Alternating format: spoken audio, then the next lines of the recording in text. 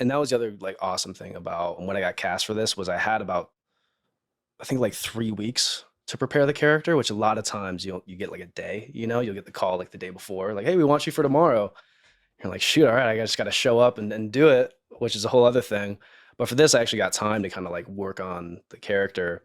And so showing up on set and having all that preparation and stepping into some of these scenes with, you know, really seasoned, incredible actors like William Russ, Catherine Curtin, and not feeling out of place, really feeling involved just was really reaffirming for me to be like, oh, okay, yeah.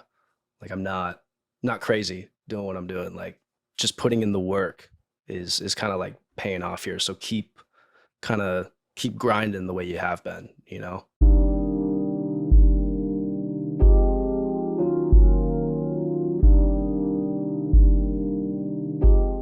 Hi, everyone, and welcome to the Sam Dever Podcast, episode 104.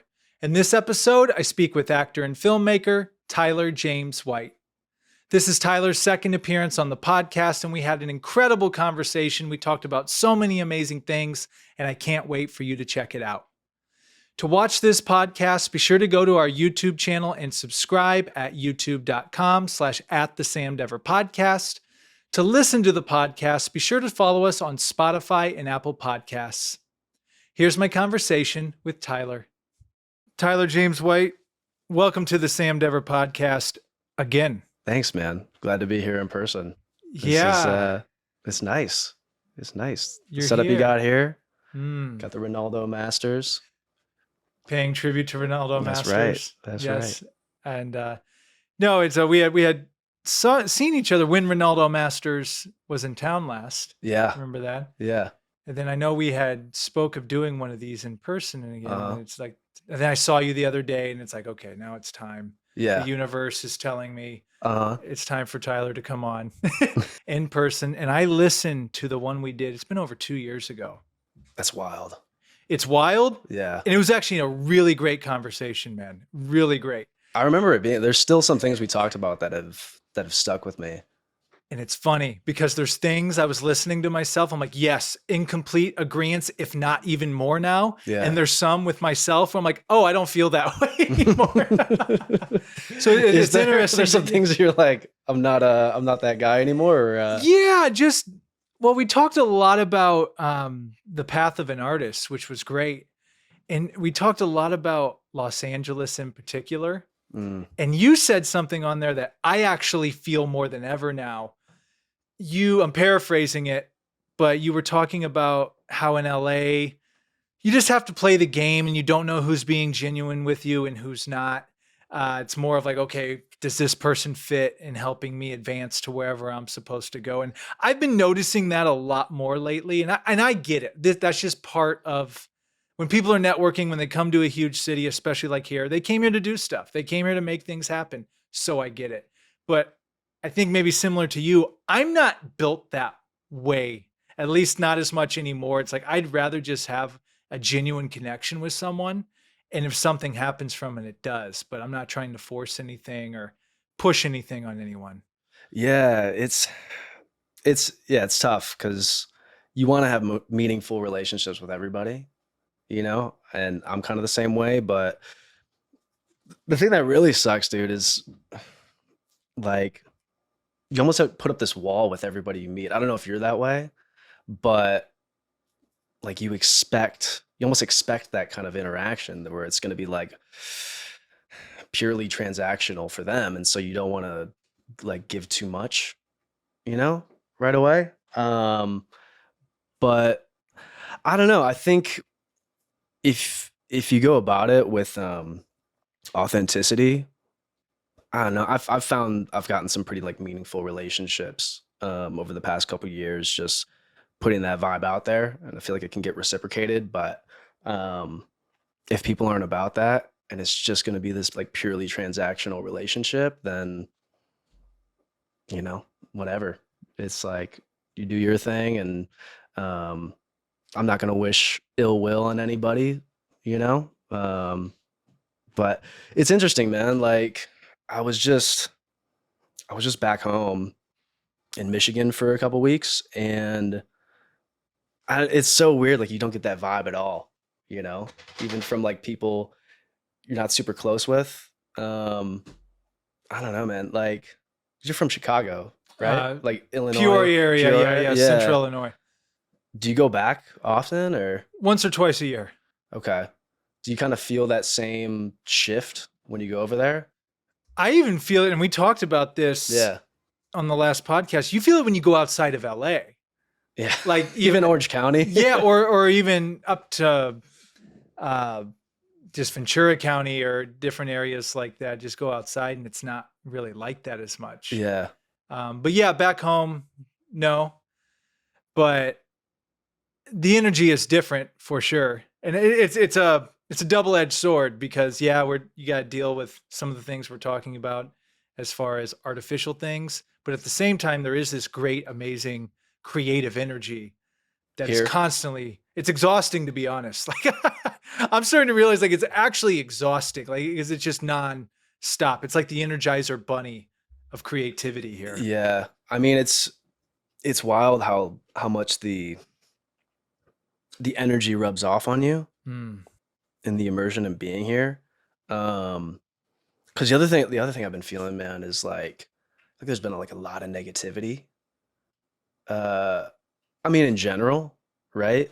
But I've definitely been feeling it here, just with like how industry stuff has been, and it's hard, man, having conversations with people, and it just always seems to be like shifting into these like negative, pessimistic kind of places. And for me, like I've always kind of prided myself on being optimistic and maybe delusional in some places, but like you can't help but let the negativity like hit you when it's just constant, you know? And that was the other cool thing about going back home was there was just none of that. You know, like I spent pretty much all my time with family and just like hanging with my little nephews, and that innocence, man, it's just like coming back here, I'm just refreshed and filled with this optimism, and trying to like incorporate that into the conversations I've been having with people since I got back, you know. Even the other day I was hanging with some homies and I could feel the conversation shifting there, and um you know, it's tough. But yeah, man, I just don't want to live in like a negative space, you know. Life's too short.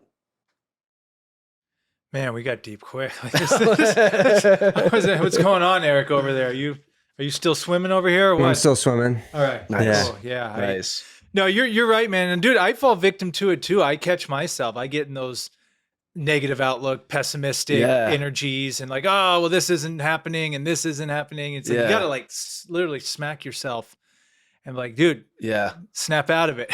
Dude, I felt it the other day. I literally was I was driving. I had to go to Orange County, and like I didn't get a lot of sleep the night before, and physically I was feeling not so hot. And like I remember like I brought like gym clothes. I was gonna go to the gym on my way back, and on the drive down, I was like, there's no way. There's no way I'm gonna go to the gym now, dude. I feel terrible. Feel awful. I'm just gonna go back and like lie down for the rest of the night and like crash.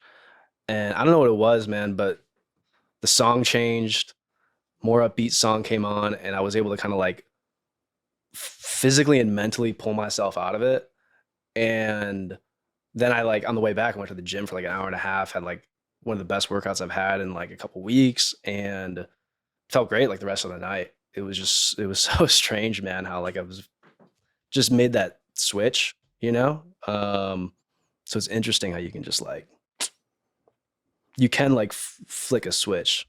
You make a decision. Like you literally make a decision. I can either not do this or go do this. And then when you go do it, just working out, I can't tell you how many times I was not feeling the greatest mentally, emotionally, whatever, or even physically. You go into the gym, have a great, for me, weight workout, get a little cardio, and you literally 180 walking out of there. You're a completely different person. Yeah, man. But even like on the way there, you know, that was the big thing, was like I had no energy to do it. Like I fully was in this headspace of this is just gonna be a lazy day. It's gonna be like go back home and just crash, go to bed early. Um, and whatever it was just like, you know what? I'm not gonna let myself fall into that today, you know? Um, so it was cool, man. I mean, can't do that every day, but I don't know. There's like I think we talked about this before. Uh, there's like infinite things that you could be focusing on, and a lot of times we choose to like focus on the negative feeling, you know, when there's infinite other things that we could be thinking about and focusing on. That's a I don't clip know. right there, man. If you see me like pause for a little bit, I'm just making sure because like I'm just viewing everything through YouTube Short and IG Oh Reel. yeah. Well, something positive we can focus on right now. I watched Founders Day All this right. All weekend, right. and let me just tell you, my man, you crushed it. Oh, dude. I even get goosebumps talking about it. You did such a great job in that movie. And Thanks, you, man. dude, you had a really significant role too. It wasn't like, oh, Tyler's going to be on there for a few seconds and we're going to. No, dude, you played a pivotal part in the movie. I'm not going to do any spoilers on this because I want people to go check it out. Yeah. But dude, you did a phenomenal job in that. Thanks, man. I mean, so much credit goes to Eric and Carson Bloomquist, the director and writer of Founders Day, because not only did they give me a lot of like juice to squeeze, but how collaborative they were just helped so much to be able to let all of the actors involved really like shape those characters to fit the story so well. Um, so yeah, it was an incredible experience to really get my hands dirty on that one, you know, and really build out that whole character.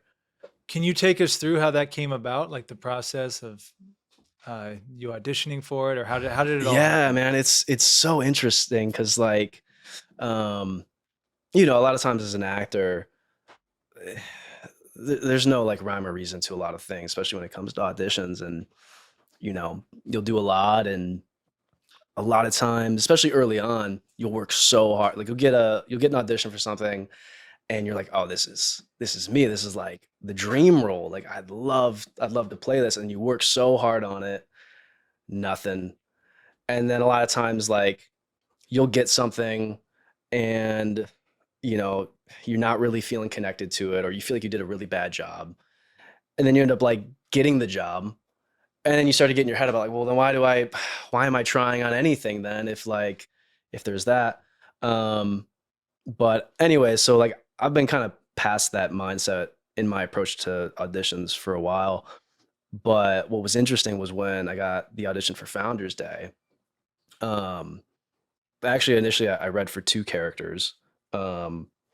But for Rob, when I got those sides and the character description, there was like, it's hard to describe, man. There was this like real deeper connection I felt to it. And I remember I had like a handful of auditions to work on at that time, and I like set that one for last because I was like, I really there's something about this, man. The scene that I had to do was uh not to get not to give too much away, but like the kind of like breakup scene at the theater.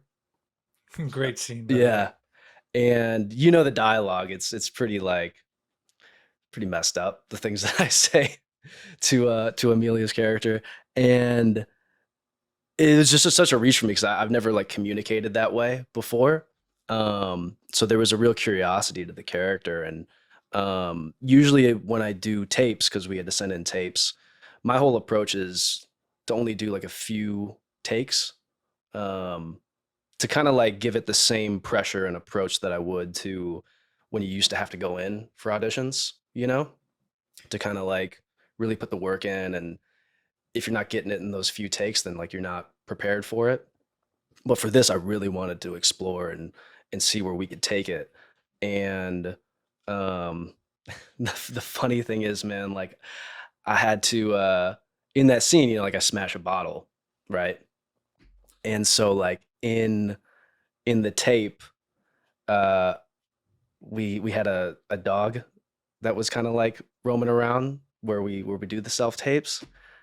And this is like this kind of, I don't know, but I was like fully in it, right? And just kind of like living in a world where like the dog existed, in this scene. And I get to the part in the scene where I like smash the bottle, and I was using a plastic bottle for like the audition. So I just kind of like whip the thing down, and the dog literally is like, and like jumps back because the thing like ricocheted off the ground, and I just kind of like stayed in it. And I think that might have been the take we ended up using. But anyways, like sent the tape in, and when I got like the offer, it almost felt like, oh yeah, like this makes sense, which was so weird because usually like when I would get parts like that I felt this connection to and I felt like I really wanted to, it was always like crickets. You don't hear anything. And so it was really dope when that offer came through for the parks. I was like, I already know like I'm ready for this, and where I want to take this character. So once I started having those conversations with Eric about um, how we wanted to shape him out, it was it was great, man. And he was so receptive to like the ideas that I had, which was cool to like have that comfortability, with the director. Um, yeah, man. So it was a really cool process all around, going into it. How many years ago was that? Was that 2 years ago, or is that? I mean, Um, I guess yeah. how long after we did our podcast did you go do that, like film and Yeah, when did stuff? we do that podcast? Like Because the movie came out in January, right? January of this year, and we filmed it November, October, November of 2022. So end of 2022. So about Wow. about So a it year for wasn't. it to came out. Wow. So that wasn't. Yeah, because Yeah. it was on the last podcast we did. You talked about going for a huge role and getting to that last stage, Yeah. and then you get that email. Whereas this one, you got it.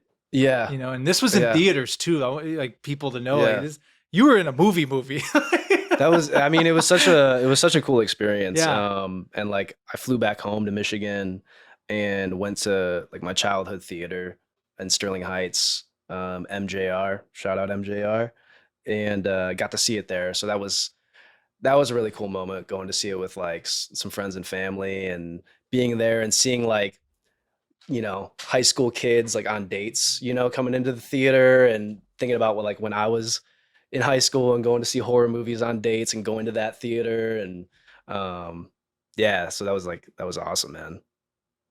Dude, I love it. And yeah, no, I'm not going to give anything away, but I loved your character. And I wanted to tell you this too. I forgot it was you through the Really? movie, and I mean that as a compliment. Oh, thanks, Instead of man. me going, "Oh, it's Tyler, it's Tyler, it's Tyler," like, no, you were that character. Yeah. And like I lost my connection to you, me knowing you, like Oh, all of this. really? And I thought you were stellar, man. Like I'm not Oh, I'm not thanks, just man. saying that because I know you and you're on this part. Like Yeah. I thought you did a really great job. You were very strong in that movie. Thanks, man. I mean, he was just a misunderstood dude. That was the whole thing for I me. will spoil it. Taking dudes chicks, like it was like I mean, I had, that was a really tough thing about, not the tough thing, but like I guess the fun thing about playing that type of character is like for me, I don't know, I can't just like play douchey asshole or like asshole or whatever. Like I got to find my in, to really be like, well, why is he that way? Like why does he get so pissed off about these certain things, and um have those types of reactions and stuff. So um it was funny because like when I showed up for hair and makeup the first day, and it was like, oh, you're playing Rob Donahue? Yeah, you're the asshole. And I was like, no, like Rob he's a good dude. You don't know what he's been through. You don't know what Rob's been through. So that's always the fun thing as an actor, I think, is when you get to the opportunity to play a character that you feel is so outside of yourself, is getting to find that in, you know. Mm. And all your training led you to that moment for that. And what was that Mm. like to like have that all that, because you've done several other things as well. I mean, you did the Lifetime movies, right? Mm. You've been in some stuff. So I mean, would you say this though by far was the biggest role you've had?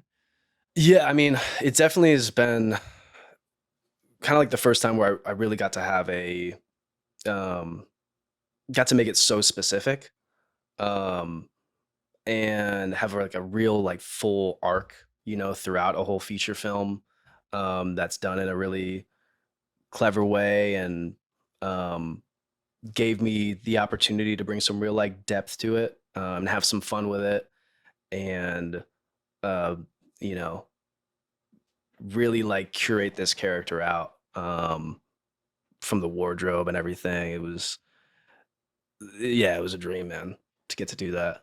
And also watching it, I'm like, man, I know this actor. Who is this guy? I'm like, it's the dad from Boy Meets World, Yeah, William William Russ, Russ, man. William right? Russ, yeah. He was terrific as well. I thought he was He's great. yeah, What was it like working with he's him? a G, man. Yeah. He's everything like you would want him to be and more, you know?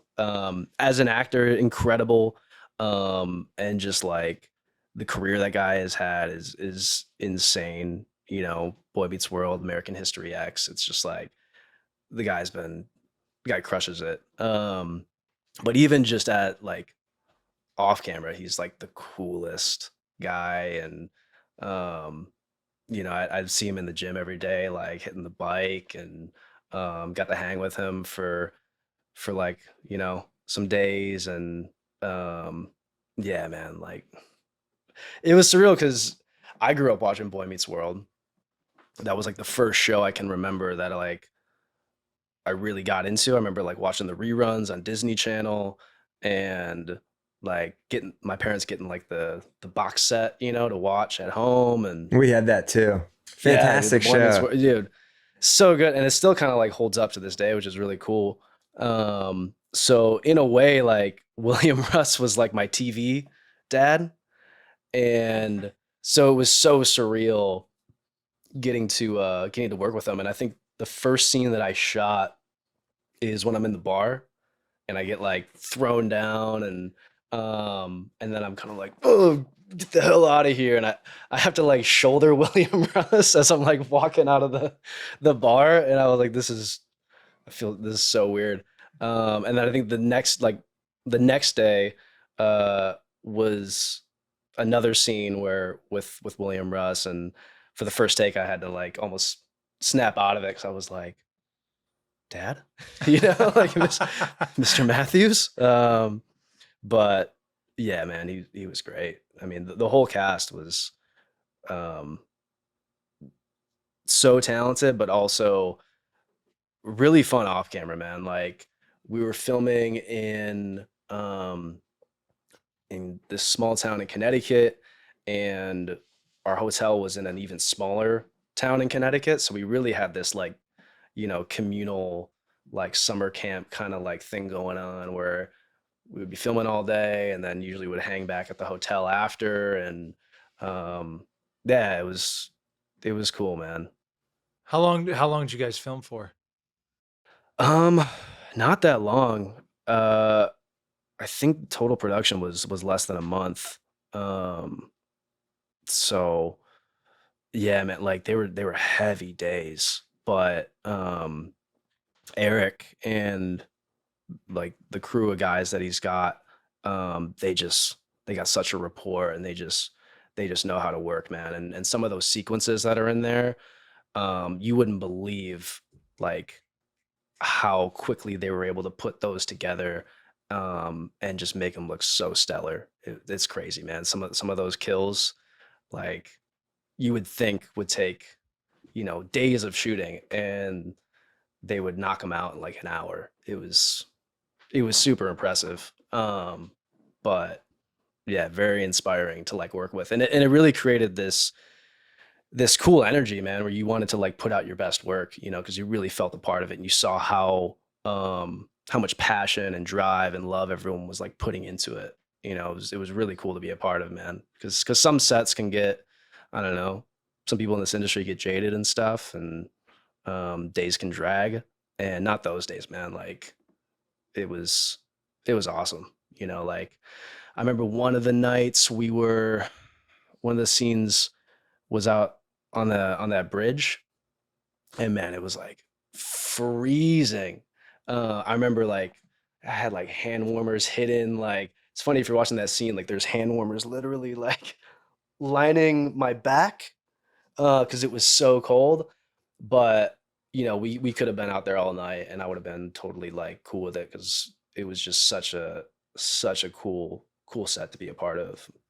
Did Eric write it as well, or is it a different Yeah, writer? Eric and Carson, so they're brothers, and they kind of tag team the stories. And so it's cool because they're both on set, and you know Eric's in it, so when he steps into a shot, you know the vision is still really strong because they both kind of um, bring it in together. Which You one is know, Eric? Eric plays the mayor's assistant. Yeah, Oh, yeah, yeah, that guy. yeah, Well, and I'm gonna yeah, say, because I don't want to give it away, but yeah. I'm watching this, and I will say this: someone dies, and I'm like, There's a few people that die. there's a few, yeah. But I'm like, okay, that person's dead, so how can there be? How is there an hour left in the movie? That might have solved the problem. Hmm. But then you watch it, and I'm like, Yeah, well, where's this going? And then at the end, how it all tied together, I'm like, oh, Yeah. that's what they did there. I'm like, yeah, that was clever. yeah, That was really clever, Yeah. really creative. I love how they used a small town uh-huh, to paint this theme of how politics, the games that are played in it for Mhm. power, but how it applied to a national level and even probably global level. It's Yeah. like you can't trust anybody. Yeah. You don't know who's who. You don't Yeah. know who's being real, who's not. yeah, So yeah, I thought it was very creative, and yeah, Uh-huh. just very, very well done. Yeah. It's great. yeah, and just a ton of fun, man. I think it's like it's a super fun movie that keeps you guessing, and doesn't take itself too seriously. You know, you're kind of able to laugh with it in a way.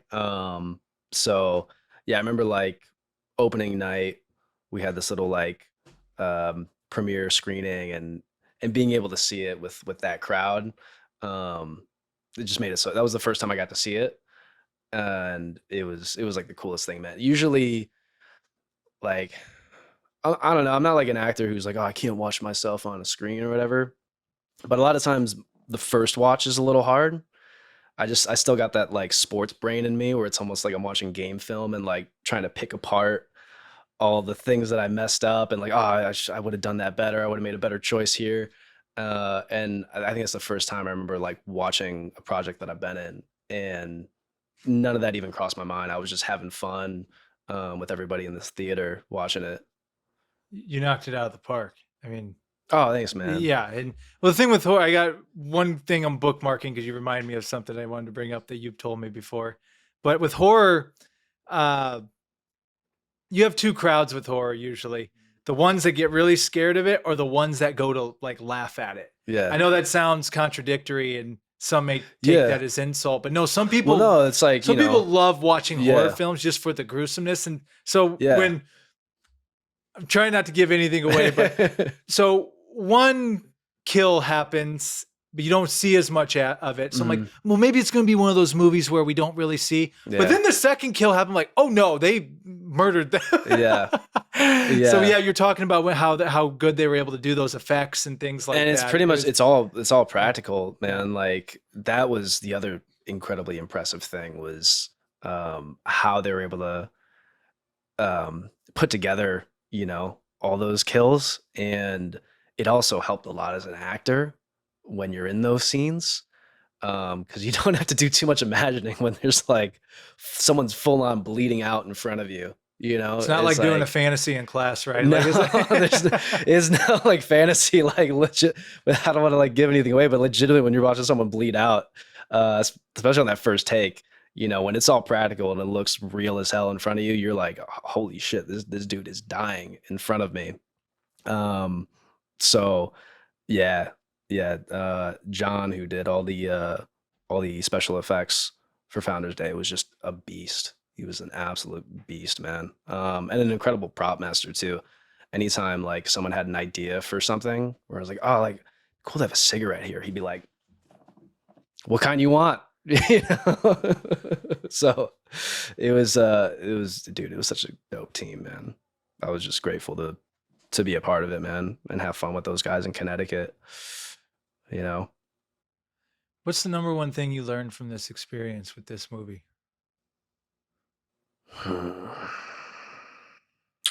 that's a great question, man. It's hard to like pick out just one thing. Um, I, You can pick a couple things if you want. yeah, no, because it's also been a couple years, so um, I don't know. For me, like it reaffirmed like my confidence in what I'm doing, I guess. You know, um, I think a lot of times, especially like early on, you know, like for me, like as an actor, you can get in your head about stuff of like, am I working hard enough? Am I doing the right thing? Number of things, and you know, doing the work leading up to it. And that was the other like awesome thing about when I got cast for this was I had about I think like 3 weeks to prepare the character, which a lot of times you get like a day, you'll get the call like the day before, like, hey, we want you for tomorrow. You're like, shoot, all right, I just got to show up and do it, which is a whole other thing. But for this, I actually got time to kind of like work on the character. And so showing up on set and having all that preparation, um, and stepping into some of these scenes with, you know, really seasoned, incredible actors like William Russ, Catherine Curtin, um, and not feeling out of place, really feeling involved just was really reaffirming for me to be like, oh, okay, yeah, like I'm uh not crazy doing what I'm doing, like um just putting in the work is kind of like paying off here. So keep grinding the way you have been, Yeah, I don't know if because that's no, anything, that's but that's fantastic. Because I say it because I mean, man, you're not discounting anything else anyone else is doing, but dude, like you are getting the opportunity to do the thing that most people move here to do. I Meaning mean, being in those yeah, movies, like dude, you were in movie theaters. I don't care what anyone says. That's a gigantic deal. thanks, Like man. I mean, that's it's incredible. Like to see yourself yeah, like dude. that. I'm so grateful for it, but I mean, it's not a solo effort, man. Like it's all, the friends and the mentors and coaches and teachers, that have helped kind of foster that. You know, having that kind of like that support system is everything, man. Like if I didn't have that, then I don't know where I'd be right now, man. I don't know. So it really is like a team effort, and all I try to do is just work my ass off. Yeah, no, I agree. You got to have. I forgot the saying. It takes a village to what raise This something something to takes a something. village. Takes a village. Takes two to tango. Takes two Takes two to tango. tango. That's what I'm trying to. That's what I'm trying to do. I'm trying to learn how to tango, Yeah, man. the thing that I bookmarked that I was going to bring up when you said sometimes you don't like to watch yourself Yeah. on the screen. I don't know if I think you're the one that told me this over here next door when Ronaldo Masters was in town. Yes, sir. We were talking about the podcast, and I said it's been an interesting experience because I watch myself Yeah. back, and I'm like, Are you so oh. like numb to it now, though? Yeah, I'm pretty numb to it. Yeah. There are times where if we hit different levels of uncomfortability or topics, I'm like, oh man, that's how I'm responding to that. It's a great learning experience, but I think you're the one Yeah. that told me this. You said, yeah, it's not like acting where you're playing a character. It's the Sam Dever podcast. So that's you. Yeah. It's Yeah, true, but man. it's also like, yeah, it's not, it's you got to really yeah, you have to stomach that. Like, this is you, but Yeah, there's nothing to hide behind. Yeah, it's not like, oh, I'm just playing a host. Like, no, that's you, dude. Yeah, That's you're your like, name. if I sound like an idiot, I sound like an idiot. Yeah. Yeah.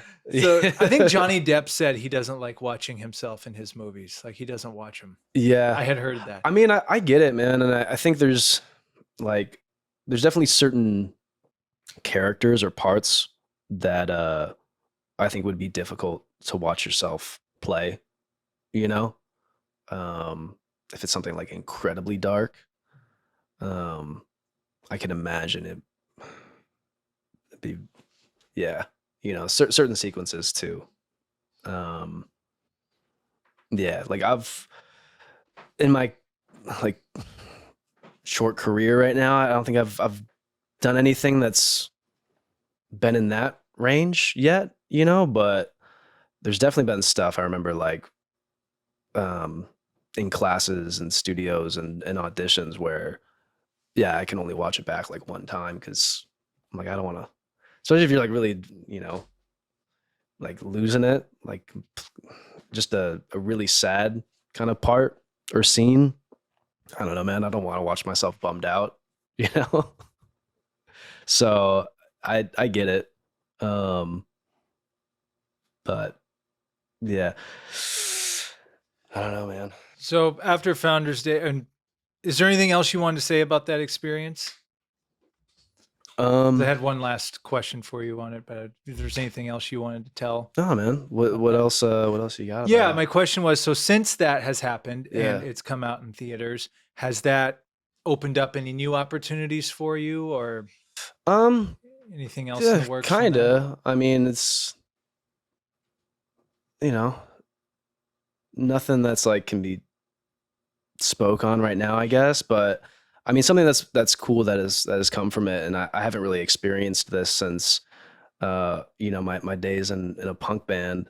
Like fans of the movie, because it definitely has this like cult kind of following sort of vibe to it, and so like having fans reach out about about Rob Donahue and about the movie and seeing the response from fans who have like made their own masks or shirts and stuff, like that's been really awesome to see that, that it's resonated with people in that regard, to be a part of a project that has done that, because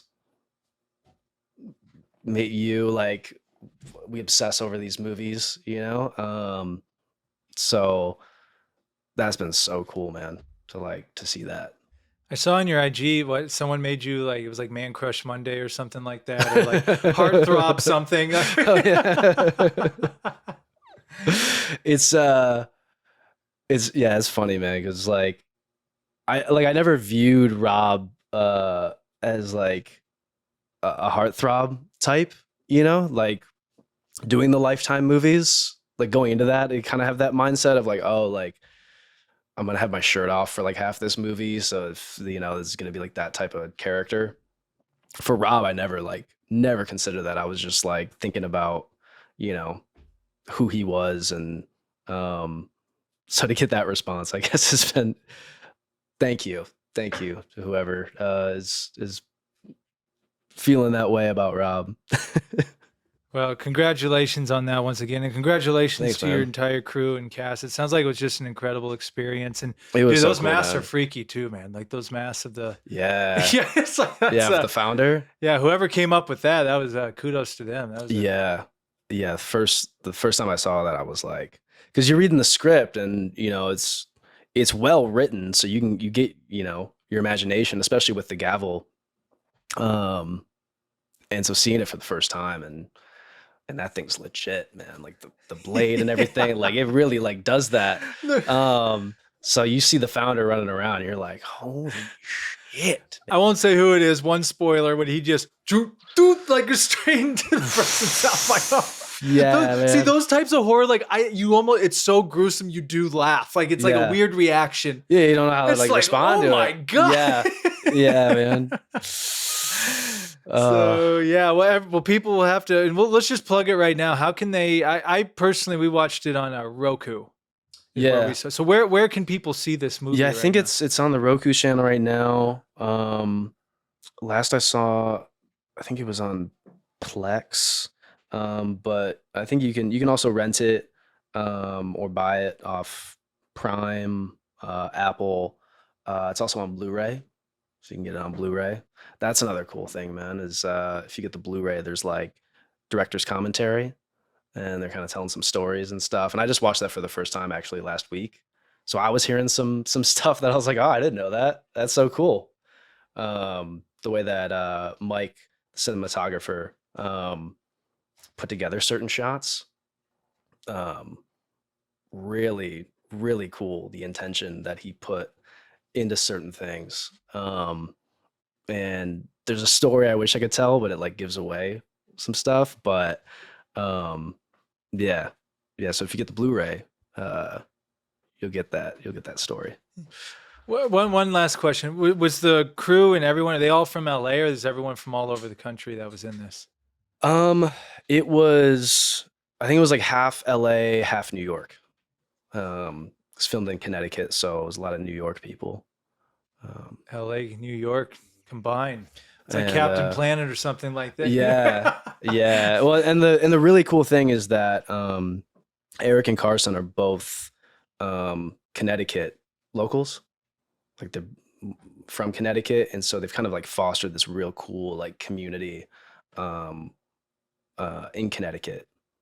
Probably have good relationships with filming things and stuff like Yeah, that. they bring back like the same like beasts that kill it on all their film projects, and they tend to film around Connecticut. So it was cool, and it was just beautiful there, man. Like I'd only really driven through Connecticut, so to actually like be there and uh, in autumn with all the leaves and everything. And I'm sure you saw in the movie like how just orange and red everything was, and um, a lot of happy accidents too, with just like the weather and nature, and the leaves would fall on like the perfect day where we would be filming in the town square, and it was like, oh, it was like we set dressed it this way. And that one sequence, the montage where it's like pounding rain. It's pretty badass. That was like we weren't planning for rain. It just kind of like happened. So, um, yeah. Awesome. Well, Founders Day, love it. And you have another project that you've been working on, Adolescent Plush. Yeah. Can you tell me about that? Yeah. Adolescent Plush is a short film. It's my first time directing, and just like a real passion project. It's kind of revolves around nostalgia and how, I'm a pretty like nostalgic person, and I'm still into like a lot of stuff from my childhood, like I still like to watch cartoons. There's still some like toys that I have as decorations, in like my apartment and stuff. And um there's always been this like, you know, part of growing up where you feel like, oh, maybe I have to stop being into certain things to like be an adult, you know? And in combination with that, stuff that you grow up with,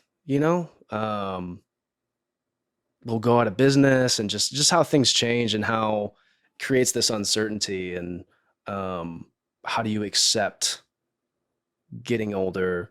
How do you accept change, but still maintain, that spark that makes you you, And so this short kind of like dives into that.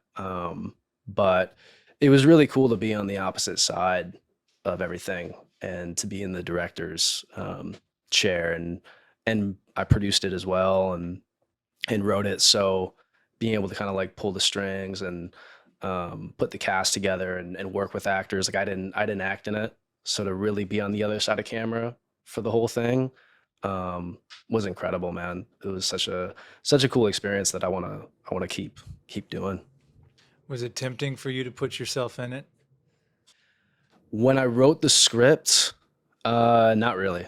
Nah, because there wasn't really any characters that um, stood out to me where I was like, oh, I have to play this guy. In a way, it was almost like all five characters were like little pieces of of um of me at different points, you know, in my life, especially at that age, because all the characters are kind of high school age.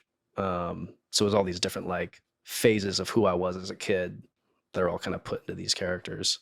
So when I wrote, I was like, yeah, I purely just want to be on the other side, and helping bring these characters to life, and fostering the right actors to do that. You know. What did you learn most about that experience? Whew. Not to You know, like um, how to work with actors and really bring your vision to life. Um, how to work at pace at a clip. You know, like we filmed it in 3 days. Could have used another 7 days. You know. Of Of course. course. Yeah. You know, that's how I feel like that's how it goes with any production. Um, but yeah, like um, yeah, like really how to like manage time, um, working with a crew, and working with actors. Um, so much, man. Honestly, it's like it's hard to narrow down, but all of that just has me wanting to do it again. You know, it's all the things that I was like, oh man, like if I could go back, I would change this. I would have kind of spoke on this. I would have made sure we did this. It's all things that are kind of in the can for the next project, you know. Um, but it was cool to go through the casting process too. Like we did all the casting and everything, and watching auditions, um, doing the chemistry reads, you know, and conducting those, being on the other side, like the opposite chair. That was a whole other experience, you know. I was going to say you probably learned a lot about acting from being in that director role, like Yeah. understanding what they're going through when you're submitting stuff and auditioning. And Yeah, yeah, and what like at least you know everyone's different, so I don't want to like I don't want to speak on things and people that like take it as gospel, but at least like for me, like being able to see what stood out in an audition or in a performance, you know, or in a chemistry read. Um, you know what? A big thing that I learned was so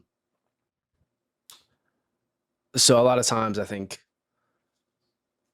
as actors you'll hear, you know, you're so great, but you're not right for the part, you know, and you're like, well, what the hell does that mean? Like I could play anything, you know? Like you mean I'm perfect for this. This is me. Like this is literally, you know, he's got the same name as me.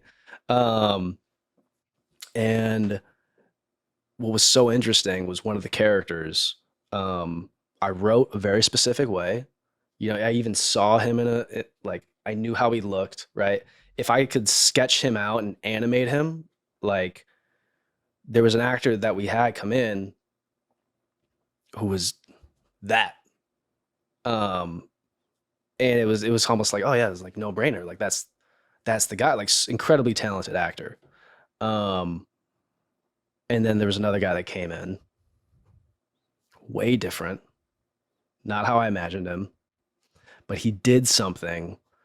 Um, I don't want to say like it was better or worse acting, but just the choice that he made, and the presence that he brought elevated it and gave the character something that it was lacking that I didn't even realize. And once I saw that, I was like, oh, damn, like it has to be that guy. Like he fits what the role needs to be.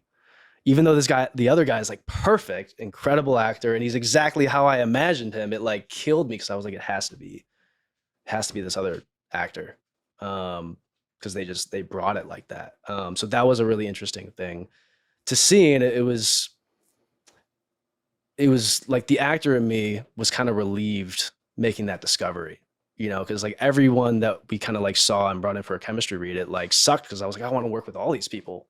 You know, I want to work with all these actors that we're bringing in. They're so talented. They're all making different choices that are all like really solid. I wish I had more characters so like I could work with all these actors, but it had to go to the people that it was or that fit the role. if I'm making any sense with that. You know? Yeah, I think it's something that can be applied to multiple things, even outside of acting, because it's like Yeah. you in your head had an idea of what something needed to be, Mhm. but then someone comes to the table with their spin or their interpretation of Yeah. it with things you may never even have thought of. And Eric, I think you've talked about this before when it comes to collaboration. When you bring other people in, you have to have that openness Yeah. to what they're bringing. You just can't bring people in. Well, it's got to be like this. And if you don't do it, it's like, I think you're closing yourself off to reaching the potential of the project. Yeah. I mean, that's one of the biggest things I love about filmmaking in general, and also why I love being in bands and stuff, was the collaboration, you know? With good leadership, that should be involved in anything, Yeah.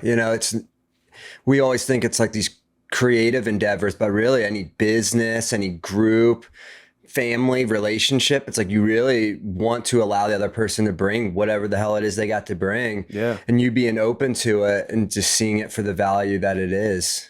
And Oh yeah. I mean, like, and I've always been all for like collaboration and stuff, but to see someone who was like right for the part, and it purely was based on that, not that like this person is the better actor, or this person is the better actor, this person is more talented, whatever. It was like, no, this is who it's right for, you know? And so having that mindset, like, in the future, I think has at least helped me a lot. And, if they get passed along to anybody else, but, to just kind of like make your strongest choice, do your thing. And if you don't get it, it's not that you were bad or sucked or whatever. It's just like, you weren't right for it. That's it. So to see that firsthand was really cool. Well, what's cool about this is, because I just listened to our conversation we had 2 years ago. A lot of the main theme was go out there and make your project. Like, go out there and do it. And it's awesome to see that. I feel like I need to like rewatch the dude. It was really good. And I actually went back and looked at a lot of people tuned into it too. Like, that's cool, man. It was well received. So that's cool. The knowledge definitely stood the test of time. Yeah. And like I told you, there were parts of it I'm like, yeah, and there were parts of it I'm like, I don't know how I feel about that anymore. Like, can you give us an example of a part you don't agree with anymore? Oh man, it's all right. Edit marker.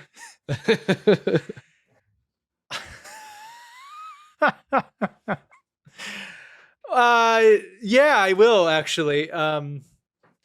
I said I was pretty like gung ho on having family and kids on there. Oh. At that point in my life at that time. And it's not that I still don't feel that way someday, but the reality of it in this environment, there's multiple factors. There's me and what I'm trying to do with what I'm trying to do. Yeah. But then the environment we're in now, like, you got to look at reality too. Things, this will take us on a totally different trajectory, but hey, man. I was just stirring the pot. Yeah. So no, but I think take it there. I think my intentions were good saying that, but I think also I'm realizing if I were to have that, or if I want to have that in a place like here, you can't mention it without finances. Like, finances are going to be important wherever you're at. Finances, but here in particular, and time, man. That's the other thing too. Is you have kids. That is your life now. Your whole life revolves around that. Unless you're trying to like become like a deadbeat or something. But so it's a serious thing. I mean, I'm the same way. Like, I dream about having like, the wife and the kids and the whole thing. And, but yeah, right now it's just not anytime soon, I'm conflicted because I view it as an extremely serious decision. Oh, for sure. I don't think it's something you should do. I don't know what else to do. Let's just do this. Like, I think that's completely. No, it's not the 80s anymore. Like, right. Where dad has a job that pays $30,000 a year, and you guys have a full house and yard and go on vacation. Those days are done and gone, and I don't think they're coming back. But it's also just, if I'm going to become a parent, I want to be the best parent. Like anything I do, I want to be like the best at what I'm doing. I want to give it my full focus, my full attention. And it's like when the plane's going down, they always say, you got to make sure your oxygen mask is on first, because for you to be able to help people, if you don't have your oxygen mask on, you're going to pass out. It's not going to matter. So I'm trying to have my oxygen mask on first before I'm bringing anyone else on board to what I'm doing. And some will completely disagree with me, and I get it. I understand it, because they'll say, well, if you really wanted it, you would go do it. They're completely correct. But maybe I just don't want it more than I want these other things right now. Yeah. And I'm real about that. And I don't think it's, I've learned to own. I guess what I'm saying is, it was actually very interesting to hear how I talked about it back then. 2 years later, you're more experienced. You've been through more stuff again.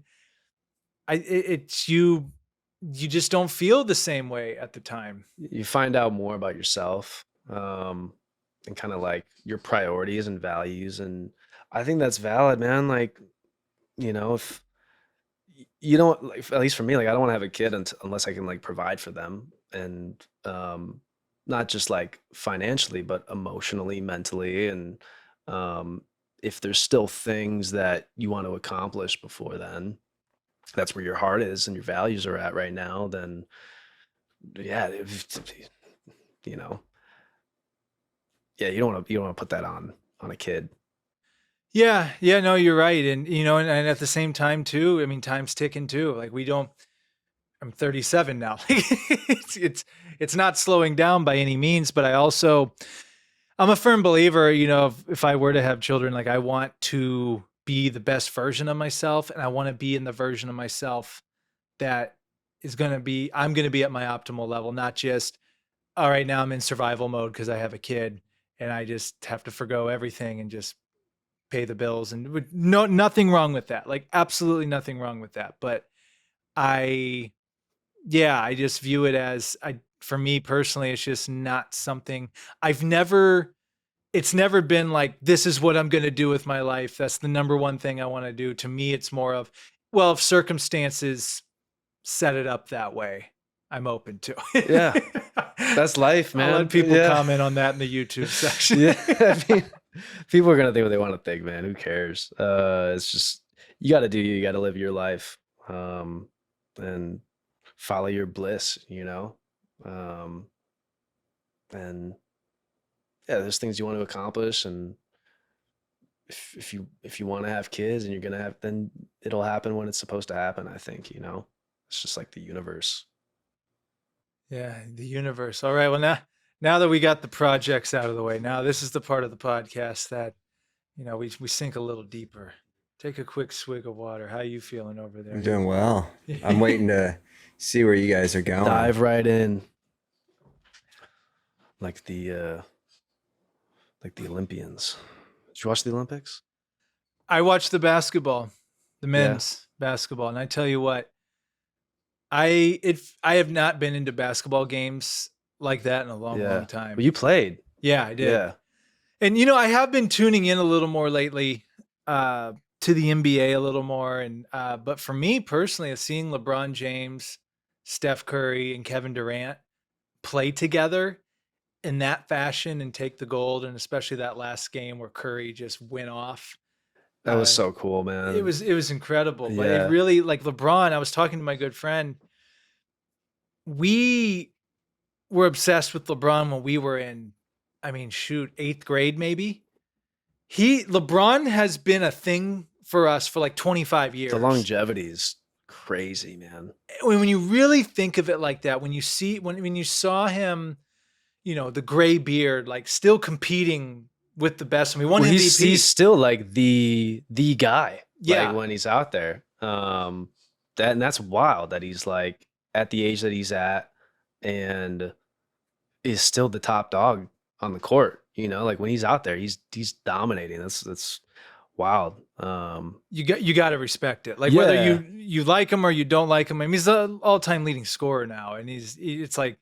Yeah, I've never been like a LeBron hater by any means, but I was never like the LeBron. I was a mellow dude in that draft class. I remember What a Um, draft class that was. yeah, I'm still pissed because my team picked Darko Milicic. Oh, wasn't he? No, he wasn't. Second Second. pick. The Pistons could have had Carmelo Anthony. They could have had Dwayne Wade. Could have had Chris Bosh, and they picked Darko Milicic, dude. Chris Paul wasn't in that class, was he? No, I think he was maybe the Close next to it. year. Or yeah. But Man, they I'll could have never had some forget that draft, monsters. man, because I was obsessed with Melo. I was obsessed with I had the baby blue jersey. I had his like poster on my wall. And when I saw the Pistons pick Darko, I was like, that's it. That's it, man. But anyways, yeah, man, like to your point, it's wild to see LeBron still dominating to this day. So Well, and just piggybacking off of that, I think we can. I mean, from what I have heard, I hear he's very similar to Tom Brady in a sense, where like those guys, their workout regimens, their recovery routines are like beyond what anyone does. I heard like yeah. LeBron spends. I could be completely off on this. $1 million a year just on just his training. I'm sure Brady did this. I mean, you don't play It's that long in the NFL yeah. and at the NBA at these high levels without taking care of yourself. You just don't. No, man. I mean, it's a different world now in general. I feel like people are just way more in put more effort or thought, or we have just more knowledge of how to like really take care of our bodies and health and eat the right foods and stuff. And at that level, it's amplified. So, um, which is cool, man, to like be able to have a 20 something year career now. And yeah, because dude, like it's funny you see like old pictures, of like athletes back in like the even the 90s, and when they hit their 30s, it was like um they look like old men, It's crazy. Like, and now you got LeBron who like, he's got the gray beard, but he's still like super in shape and killing it, you know? And also with him too, I mean, he keeps it clean off the court too. There's really never been any type of scandal or Yeah, that's anything cool. with him. Like he came into the league. What I think's most amazing about him, and I remember the hype because that's back in. See, my thing was basketball. I lived and breathed it, and it was called Slam magazine. That Yeah, I he would be remember Slam yeah, magazine, he'd be dude. on the cover like it's in high school. I miss those St. magazines, Vincent, man. You St. remember Mary's. magazines, bro? Dude, I love I magazines. miss magazines. Anyways, sorry. St. Vincent, St. Mary's, ring a bell? Ohio. Yeah, over there? that was his school he went to. Yeah. Yeah. How far was that from where you're from? That was in Akron. Oh yeah. A good solid 3.5 hours, probably. 'Cause you had to kind of like go around to get there. So you of course heard about him probably all the time where you were at, right? Yeah, I wasn't a big basketball fan, but I did like because my dad grew up in Akron, so like he knew about him and stuff. So yeah, Okay. he was real excited about him, and it was just so cool that he got to go to Cleveland. I thought that was Win a great. championship. Yeah, Well, yeah. that's cool, man. Got to play like in your home state. I remember when I was a kid, I thought that was like every player, Like when you were little, I thought that like every player on the Detroit Red Wings was from Detroit. Or Like something. college, like they go to Yeah. their college. Yeah. Like, it They was were just all like from Russia, weren't they? Or- in the 90s. Yeah. Yeah. There's a really good documentary about that called The Russian Five. It's pretty nuts, dude. It would make a really good film. And it's about how the Detroit Red Wings, what is it called, got basically like five Russian hockey players to defect from the Soviet Union to come play in the National Hockey League. It's wild. Like they literally had to like do like fully like espionage type stuff, and it's like these geeky hockey GM and scouts that are like pulling these like espionage level moves to get these Russian hockey players to come play professional hockey here. It's So they didn't get drafted. Those guys, they so I think, and I I'm like I could have the facts mixed up a little bit, but Sergei Fedorov was Right. probably like the most infamous one. He like dated Anna Kournikova, really handsome dude in the 90s, had like white Nike skates. He the Red Wings drafted him, I think like in the late 80s, something like that. In like a later round, like fourth round or something. And the dude was an absolute like unit, just like crushing it in the Soviet Union or in Russia. Um, and nobody would draft Russian players because they're like, it's pointless. They can't play here. Like they have to stay over there and play. And the Red Wings were just like, we're going to take a chance. And so they started like drafting and picking up these Russian players. And I think the first dude that they got to defect was Sergei Fedorov. And I'm kind of like, long story short, paraphrasing a little bit, but the way they did it was they had to like send kind of like these like telegram kind of things, I think, to even get on his radar that like, hey, you're drafted and we want you to come play with us. We're trying to figure out how we can get you over here. And of course he wanted to play in the NHL. Like that's anyone who's playing hockey. That's the dream, is like, that's the peak, it's cool to play for your national country, but like you want to play in the NHL with the best. And so what they did was Russia was having a like an exhibition game in the US, and they literally had to have Sergei Fedorov like basically sneak out of his hotel, like sneak past the KGB, and like they still have it to this day, but the Detroit Red Wings had their own private jet. Like a lot of the other teams didn't have jets; they would like fly first class or whatever. But the Wings had their own jet, so he had to like sneak past KGB through the hotel, meet up with like the scout, and like get on the Detroit Red Wings private jet and like fly off to Detroit. And basically, like as soon as he flew off, he defected from Russia. And then like that kind of set the precedent where I forget what year that the Soviet Union fell, but then after that, like you had more players from Russia kind of defecting and coming over. And eventually the Red Wings had an entire line, like 5 dudes, it was called the Russian Five, who all played together on the same line, because a lot of them couldn't speak English, but they had their own way of playing hockey where like they could swap positions on the fly and nobody really knew how to like compete with it. And then they ended up going on and winning a Stanley Cup in '97. I probably got a lot of those facts messed up, but like the stories of how it all came together is bonkers, man. It's so cool. They need to make a movie about it. Dude, that's awesome, and that's serendipitous, and I have to pull up my phone for this. So okay, so by the way, movie clip that will dang near get me emotional every time I watch it. Rudy, when he goes into the game at the end. Oh yeah. Rudy. Vince Vaughn, by the way, too. Dude, the character arc. It's like, Vince we have Vaughn. to put Rudy in.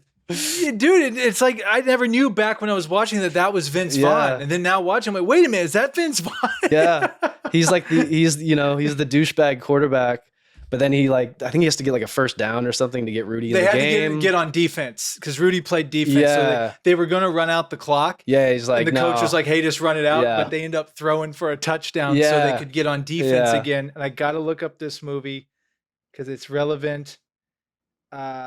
Miracle on Ice. Yeah, that's what Miracle. I thought you were going to do. Kurt Russell. Yeah, Miracle. So you know how YouTube suggests, like, see this? It says, it had a bunch of views, Kurt Russell's speech before they go out there. And dude, I'm like watching this and I'm going to because the YouTube comments, people like share info and they're like, I still remember where I was at when this happened. I'm like, well, what the heck's going on? So I Googled 1980 Miracle on Ice, and it's like, holy cow. Then I watched the real thing. I even get goosebumps talking about like how crazy of a moment it was. And you know way more about hockey than I do, but for the US to take the gold, how big was that, especially back then? No, I mean, like, just in general, even if you don't know anything about hockey, it's wild. Because it was unpro players in the US. That's right? the other thing too. Is, it was amateurs. And they could only have like college. Like you couldn't be a pro, so they had like a bunch of college kids trying out, and American college kids, which like, when it comes to hockey, like the USA now, it's gotten like where USA can really compete, but back then, like USA was a real underdog, especially with semi-pros, and Russia, because none of them could play in the National Hockey League at the time. They were full on like the best of the best. Like when you think of like Rocky IV, it was like 20 Von Dragos on the ice, and dudes that are like the guys that Rocky are beating up on along the way. That's like the USA team. So for them to go in and just compete in general, but to like beat Russia, yeah, I mean, that was years before I was born, but like, but just if you look at like the facts of what the story is, it's nuts. And then also like obviously like the history with the Cold War and everything. That's probably like the best dramatic hockey movie there is. But even the documentaries about it are fantastic. But I can only imagine what it must have been like to watch that live, you know? Aside from Mighty Ducks, of course, right? Dramatic. Yeah, I mean, Quack, yeah, quack, quack, quack, quack. quack. Nah, Emilio Estevez, come on, man, the Mighty Duck Man. I love those movies. Grew up on them. You know, it spawned the Anaheim Ducks. You know that? Oh, wait. The Anaheim Ducks didn't exist before Mighty Ducks? Get Yeah, out of here. Correct. Yeah. yeah. They literally created a team from a Disney movie. So Disney, Dude, that's amazing. Disney owned that team for like I think And that's why it's Anaheim. 15 it's years. in Disneyland. Yeah. Whoa. That's why the duck logo like looks like a Donald Duck. Like, yeah. I truly learned something tonight. Wow. I'm Yeah, glad fun you fact, did, man. Sam. There's the intro. Yeah. No, I mean it's that franchise is wild. I mean, like I loved the Anaheim. I loved the movies. I loved the Anaheim Mighty Ducks growing up with all those like Paul Correa and Timu Solani, and they got crazy stories. I was so bummed when they changed the logo back in like '06, but now they just changed it back to the original Disney logo, and I'm so pumped about that. But Aren't they calling them like Orange County Ducks or something? I saw some promo it's ad or what's that all yeah, about? I mean it's still Anaheim Ducks, but they're like really embracing the orange. I'm still, you know, I'll always be a fan of the original color scheme. You know, just that classic It's 90s so cool. Yeah. when every team was teal, but they had that like that teal and purple Yeah. vibe. It was just so rad. But I'm like, at least they brought back the logo. I'm stoked about that. Yeah. I miss those kinds of movies though, you know? Like I feel like they don't I don't want to like sound like that dude right now who's like complaining about back in my day, but like I feel like they don't make like kids movies that have that kind of was it spunkiness or like Which doesn't make sense. There's nothing like politically wrong with that. So No, it doesn't man, make sense. like- It's just not in fashion. yeah, where it's not like it doesn't feel like it's punching down to like or like dumbing it down for kids, you know? Like when you watch like Mighty Ducks or like Sandlot, Home Alone. Home Alone, Heavyweights. Even that Boy Meets World, like Boy you said, Meets it still World. lasts. Like it's not dumbed down to Yeah, like it lets the kids be kids, but it doesn't like look down on them and try to like It's not a I don't kiddie know. show. Like, Yeah, I mean like it is a kiddie movie or kiddie show, but like you watch those now and you're still kind of like, oh yeah, like it's not no joke, Yeah. man. Dude, straight up, like in the past few years, I've probably caught Home Alone once or twice during. I laughed so hard, like Yeah. tears, Yeah. and stomach like hurting, laughing at Home Alone. It is so good and it Yeah. is so funny. And there's not even like it's not even like there's like because a lot of people are like, well, they have these innuendo jokes they used to sneak in, and it's not even that, man. Like it's like funny and it just has this like rawness to it. Even like the original Santa Claus with Tim Allen, Oh, like there's just the humor and like like how he like delivers stuff is so good. I quote you can quote those movies all the time. It's just like I don't know. That's my dream, man. I want to direct a kids movie. Yeah. I think it's up to you to direct the next hockey movie, man. I mean, I'm not You putting know. any pressure on you. But you can direct whatever you want, but no, like I'd love to, man. Like, you know, I grew up in that world. Like my brother, played all the way through. He played Division I in college, and so I grew up in hockey rinks, man. I think that's Where do you play at? He played. It was called Ferris State University. It's like a D1 like hockey school in Michigan. Like college hockey is a little weird because Yeah. it's not like the schools that like, the way like Division 1 is laid out, it's not like you have like Alabama or Florida and stuff. It's all these like kind of East Coast and a lot of schools that you probably haven't heard of. Like If you're in not like from the South area. Dakota and stuff or something. I think there's like some smaller schools. Yeah, like there's like, I mean, you still have like Michigan and Minnesota and Wisconsin. Those are like in Boston College. Those are always kind of like powerhouses. But you have a lot of these like smaller schools that in every other sport they're like Miami, D2 Ohio, or D3. Yeah. But in hockey they're D1. And so my brother played for this school called Ferris State, and in his freshman year they went to the national championship, and that was like so badass to kind of like follow that ride and then go see him play. And in hockey they call it the Frozen Four instead of the Final Four. So see him go to the Frozen Four and then play in the national championship. It was so cool, man. Who did they play in the championship? Oh shoot, what was it? Was it Boston College? And Boston College is known to always be a great hockey program, aren't they? Yeah. They always have solid teams. I think in like that's the whole plot line of Miracle, is that like half the team is Minnesota, half the team's Boston. And I think there's like a joke in the movie about like, how are we gonna get these guys to play together, man?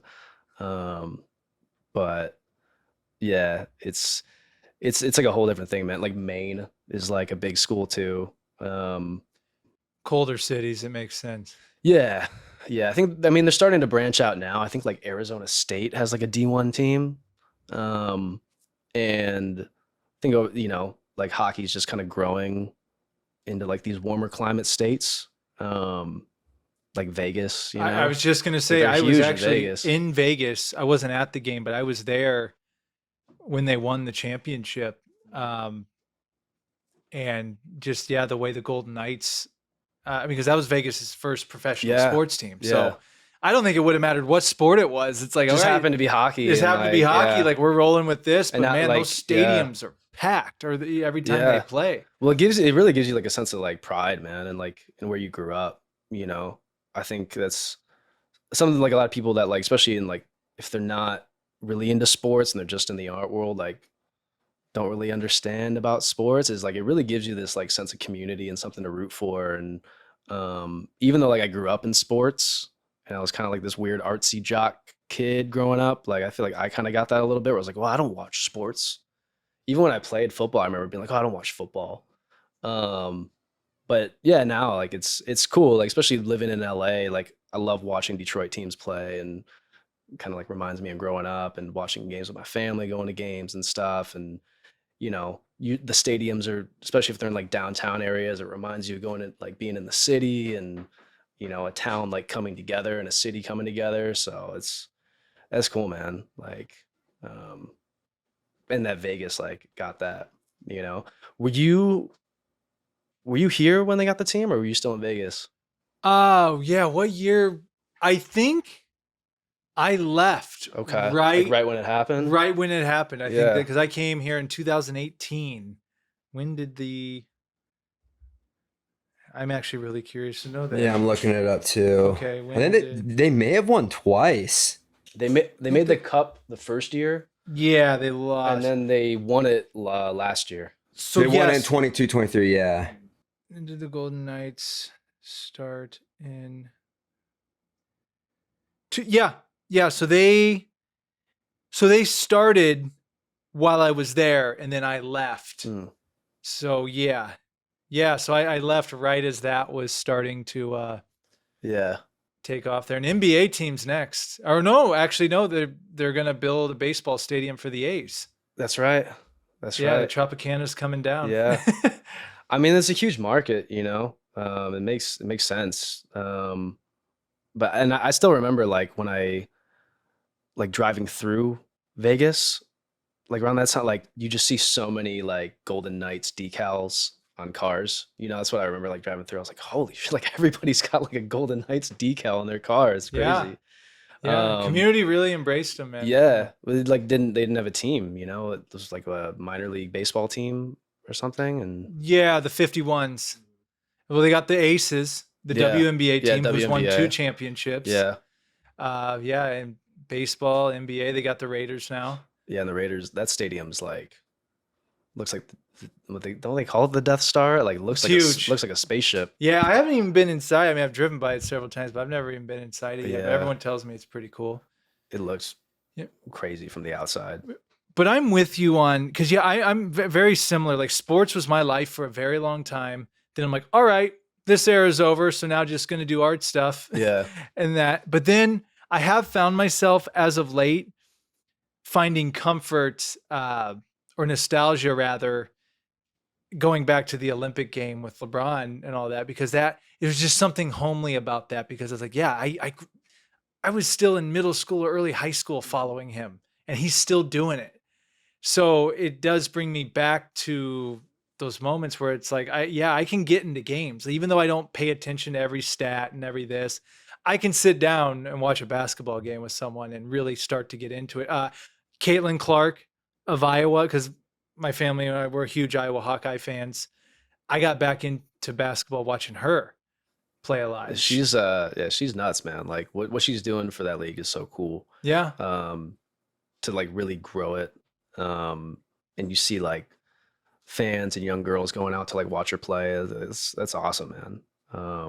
Like I think they kind of needed that, and I feel like they're trying to build that right now with her and Angel Reese as sort of like the Larry Bird, Magic Johnson kind of like thing. But like yeah, you need that in sport. I mean, that is like you need marketable athletes to grow the game. That's why the NBA is so huge, is because they like market the hell out of their athletes. And now they're like the highest paid athletes of any sport. Yeah, Jordan really. I think they said Jordan really started that train. Oh, he people were marketed, but not. He took it to a level that no one had taken it to at all. That's that's like, I'm not gonna get into like any debates about like goats or whatever, but I think like you can never have another Jordan, just because what he did for basketball, it's already been done, so it can't like be replicated. Like he brought it. He globalized it. And yeah, I mean, like, I'd probably say like Steph Curry has had more of an impact on the game now than anybody. Like he's completely changed the game from my understanding, of like, now you got these tall dudes that are shooting threes and stuff. But yeah, MJ was just, he did it. He did the thing. Like he globalized it, and now it's like, one of the biggest sports in the world. And just his will and drive to win. The only person I put right below him is Kobe, as far as that mentality to just that Mamba mentality, but we are going to win. Like there's that drive, man. Yeah, the drive. There is like a real. I was thinking about this the other day. Like on a really deep level of. It's funny how like a lot of artists will reject like athletics and sports. I feel like not so much. People are becoming way more like understanding of each other and stuff. But it's funny, like at least growing up, you had that separation of like jocks and the theater and artists. But like the passion and drive that goes into sports and athletics and an athlete, there is like an artistry to it. It is like an art, and you have that like in art, like, like you watch Whiplash, right? I haven't seen that movie. Oh man. I've seen parts of it. The drumming movie, yeah. It is, I'd say probably like one of the best movies of the 21st century. Whoa. Like by far, just as like a complete movie. There's no fluff. But it's funny, like the last time I watched it, I was like, the way this is done, it's really like, it's almost like a sports movie, but it happens like to be drumming. And like the J.K. Simmons character is really like a nightmare coach, so there is this like cross between them. And I think that's why you see a lot of athletes now that are kind of like nerdy and into arts and stuff. And because it intersects, man. Well, and even just with acting, I mean, acting can be viewed as a sport. Like I mean, we've had this conversation on this podcast, like how you approach things, your training. All these things we're doing in sports, what it gave me, I mean, really what sports taught me too is just not to quit. Like those practices you're in where you're like, oh my gosh, how am I going to make it through this? How am I going to, I feel like I'm about to throw up. Like I can't run one more wall drill or whatever it is. Bleacher. Suicide. Oh, dude. The football, we had like 2-a-days and we used to have it. They were called 17s. So wall drills were going 17s long ways. 17s were side to side. Yeah, I remember doing 17s. Yeah. And we had it where if one person didn't make the time, we had to do it over. Oh, that was the worst too, you have man. just people like screaming out like, oh my God. Because there was always one dude that was like pretty slow. Yeah. Especially in football, because you would have like a lineman who like, couldn't really run. And then you're like, but if you think if the last guy doesn't make it, and you're like, come on, man. But I had a coach one time say, he goes, we're strongest as the weakest link. It's true. He's like, and that's why everyone has to be on the same page. And one quick point about LeBron I've been meaning to say, I started to. What he did as far as, I don't think we will ever see any. Caitlin Clark's experiencing it a little bit, but imagine, has there ever been anyone in anything have the hype that LeBron had going into the NBA? Because the dude was promoted for probably 4 years at least of saying, this guy's the next thing. He's on magazine covers. He's with celebrities. Imagine that pressure. And dude, I think it's safe to say he delivered and probably then some on that. Oh, for sure, man. I mean, I think I was too young to like understand the gravity of that. Cause like, I just saw it as like, oh, he's supposed to be like amazing, and he is amazing. That makes sense. But yeah, I can't imagine like, cause you see it, they try to put that pressure on other players. I think what was his name? Like Ben Simmons. Yeah. He was supposed to be that guy, and then he like didn't rise to it. So to not only like meet the expectations, but surpass it. Cause I doubt anybody was like, this guy's going to play until he's 39. And he has never at the had highest level. Yeah. At 39, like even become like the all-time leading scorer in the league. Like I am a Jordan guy, but like when Jordan came back, I think he was like in his late 30s. He was 40, 41. When he came back for the Wizards. The second time he came back. Oh, you're talking about the second time when he came? No, I was talking about the Wizards. He retired from the Bulls at 38. Okay. Around 38, I believe. So when he came to the Wizards, he was 39, 40 maybe. Yeah. And played till he was 41 or 42. Yeah, it wasn't, he wasn't the same Jordan, but yeah, like the LeBron's still killing it, man. I don't think anybody would have predicted that, even with all the hype. That's inspiring, man. It's cool. Yeah, and I'm a Jordan. I'm with you Jordan, he's Jordan, but I think the original Space Jam, he can't beat that, man. I never watched the second one. Did you? With LeBron? Don't watch it. I don't mean to like talk down a film production, but it was such a letdown, dude. It was so, because they took it too seriously. That was my beef with it. Was like, I think they tried to put in this like dramatic plot line with like LeBron and his son. No Bill Murray in there? There's no Bill Murray. That original Space Jam, I just rewatched it recently actually with a friend, and it's so good, man. It's such like a good time capsule. And the fact that like they had Bill Murray in it making this cameo, and all of his lines are just so great because he's like trying to be like, oh yeah, I could have played. He's talking to like Larry Bird about like, yeah, I could have held my own with you guys. It's so good, man. And the Monstars in it. I love the Monstars. Story about that. I think this might have been in The Last Dance. So I believe, again, don't quote me, I think they were filming that over at Warner Brothers. Like literally. They built him his own court. Yeah, they built him his own court. That's the other wild thing about the original Space Jam is I remember like seeing that when I was really like so little, and I thought it was like a true story because it lined up with him coming out of retirement. Right. Like I thought I was like, oh, it's a documentary about. They knocked it out of the park. I was like 3 years old, like, oh, this is what happened. Because it literally was like he retired.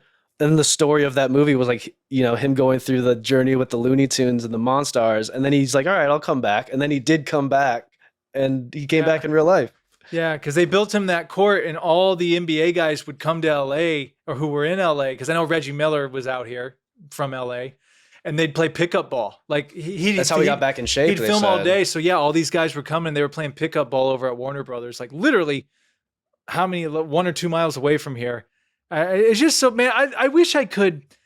I'm very nostalgic. Like part of me just wishes, man, like I just want to transport back to like that mid 90s, that era, man. It just, again, maybe It'd it's be just, cool.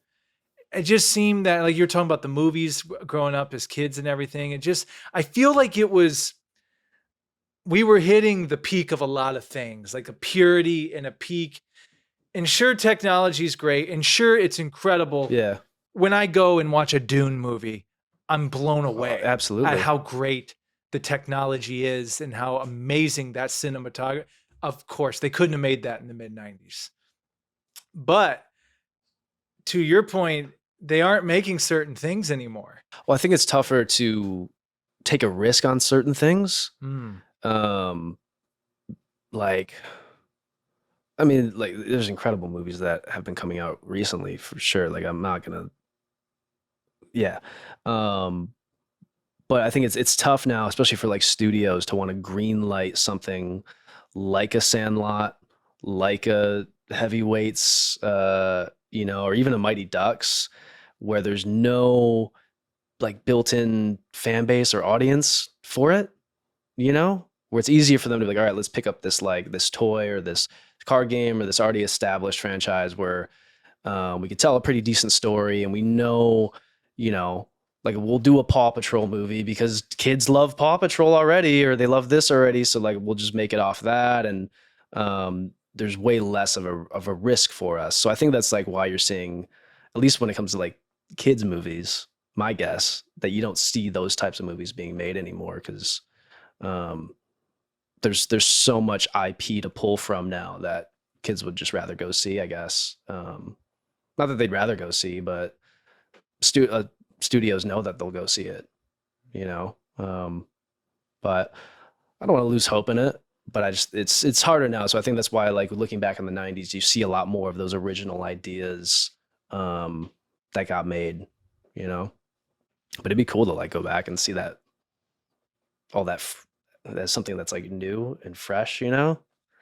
Yeah, man, I still have like memories of those early Pixar movies and like one of my favorite Disney movies of all time is Atlantis.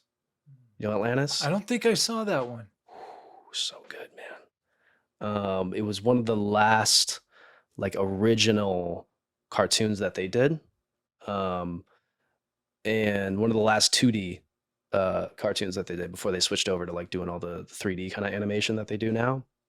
It's so cool, man. It's about it's about this lost city of Atlantis, like an ancient civilization, and they go out and find it, and it still exists. And there's this ancient, like, you know, people that live there, and they have all this advanced technology, but it's like blended with like ancient artifacts in this cool way. And I remember being real young and seeing the marketing for it, and just being obsessed with that movie. And then they kind of stopped making movies like that. At least Disney did. But yeah, that'd be a good one for them to do live action of. Oh man, and I remember. Yeah, I mean, I remember. I want to check that one out now that you bring it up. But yeah, I remember we had the video holder, whatever it was, like you pull out, and there's all the VHSs. Oh, we yeah, had yeah. the Disney section. We had the. They had Lion those King, like we had plastic. you booklet. You like open it. Yeah. Yeah, Yeah. man. That's the other thing too is like the tangible kind of like, I don't know, the object, like that's what kind of sucks about this, like the digital age of especially like movies and shows and stuff, is you don't get that tangible, like and not even that it's like me being like it sounds better on vinyl kind of guy, but there was something about like having that really created an admiration for what the movie was. You know, now you just kind of watch it and you're like, oh, that was good, I saw it, cool, done. But like when you like went out, you had to go rent it or like get it from like, somewhere. You got like the commemorative like popcorn thing, and you got like the DVD or the VHS or what it was then, and physically to put it in the machine, like you had to crawl down there or whatever it was. Really, like, and then it really became your favorite movie. You know, it held a real like place. Like my parents still have a huge like DVD collection in the basement and stuff, and like all those movies I can kind of like, I remember putting that DVD in and the experience of what watching that movie was. Like I remember like, oh yeah, we were on a road trip and we had the DVD player in the back and I had um funny enough, shout out to Wolf. I remember watching Joe Somebody, which Wolf, a teacher of ours at Playhouse West, was in.